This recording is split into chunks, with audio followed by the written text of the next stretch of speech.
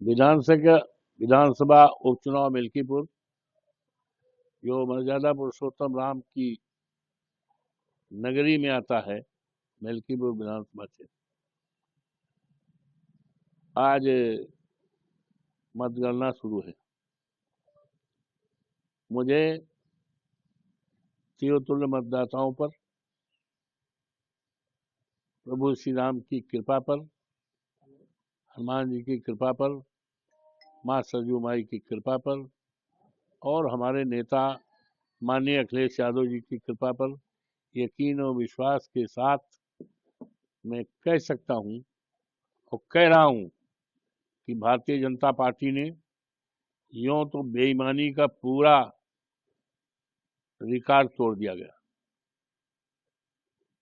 विश्व में जो गिनीज में नाम दर्ज किया है बेईमानी में, और इसके बारे में हमने बहुत पहले कई बार, यहाँ तक 4 फरवरी को चुनाव आयोग भारत सरकार, चुनाव आयोग उत्तर प्रदेश और जो हमारे यहाँ पर चुनाव में ऑब्जर्वर आए थे दो, उनके सामने पूरी बात रख दिया था।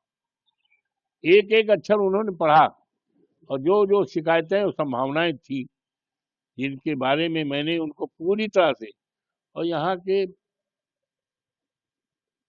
दैनिक जागरण को, अमर उजाला को, जन मोर्चा को और सबको दे दिया था।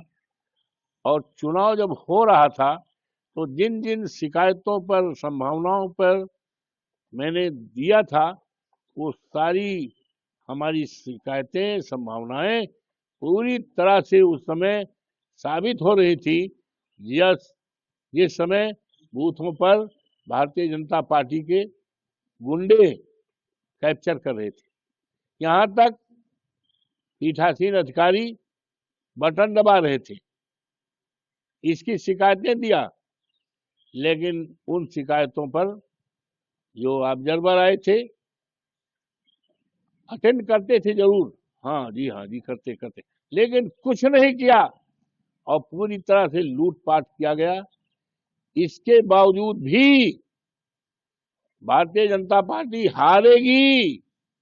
समाजवादी पार्टी का उम्मीदवार, अखिलेश यादव जी का उम्मीदवार, पीडीए का उम्मीदवार अजीत प्रसाद जीतेगा और एक इतिहास इस देश में कायम होगा कि मर्यादा पुरुषोत्तम राम की धरती पर जिस तरह से भारतीय जनता पार्टी ने प्रभु श्री राम की मर्यादा को खंडित किया, फर्जी वोट डलवाया, कार्यकर्ताओं के पीठ पे लाठियां मारी, पुलिस के लोगों ने न जाने कितनी भद्दी भद्दी गालियां दी, ये सारा रिकॉर्ड बनाया है बेईमानी का।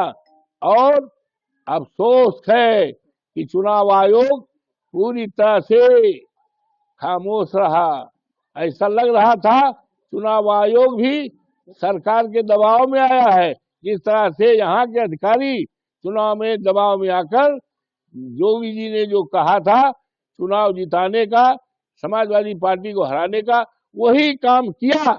लेकिन इसके बावजूद भी आज मतगणना हो रही है, समाजवादी पार्टी जीतेगी, भारतीय जनता पार्टी हारेगी और देश दुनिया में एक इतिहास बनेगा और भारतीय जनता पार्टी के सफाया की शुरुआत मिल्कीपुर से होगी।